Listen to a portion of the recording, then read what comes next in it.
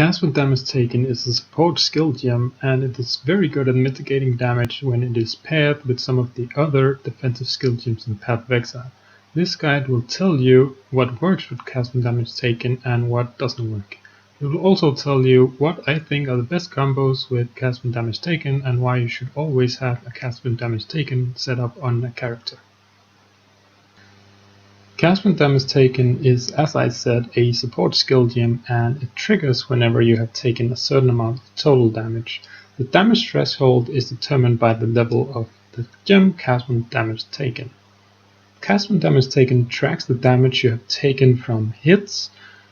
Keep in mind that damage over time or blood magic damage doesn't count as a hit, and when Cast with Damage Taken triggers, it will go on an internal cooldown where it doesn't count damage taken from hits for 250 milliseconds after triggering.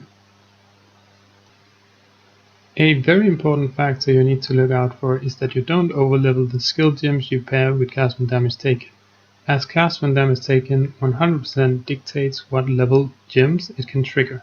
If you overlevel a specific skill gem, then you can always use the vendor recipe to de-level that skill gem. What skill gems should you pair with Cast with Damage Taken?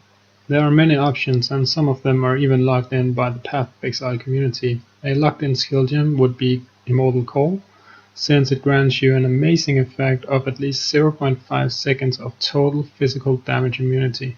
The immunity can, of course, be increased with endurance charges or with the increased duration skill gem. Pairing Cast with Damage Taken with Immortal Call leaves you with 2 sockets if you use Cast with Damage Taken in a falling item, and most people will use this for a curse such as Enfeeble, which grants great debuffs to enemies it's cast on, and thereby helping you to survive. Another curse players frequently use with Cast with Damage Taken is Temporal Chains. Slowing the enemies means they move and attack slower, thereby giving you a better chance to survive. Now there is still 1 socket left for a skill gem, and we still have a lot of gems to choose from. Frostwall, Golems, Arctic Breath, Molten Shell, Phase Run, Blind, Increased Duration are just some of the popular ones. Some more specific setups include Blade Vortex plus Power Charge and Critical Strike for a great charge generation if your character often finds itself in close combat. Arctic Breath, GMP and Chain will give a great defensive slow setup. Ball Lightning plus Knockback offers a potential way to remove enemies who have gotten too close to you. If you now look at all these options and have a difficult time deciding which one you want to use, then don't worry. If you have another item with 3 sockets in it, you can then make another Cast with Damage Taken setup, as the setup will track damage taken individually and will trigger even if the setups are identical.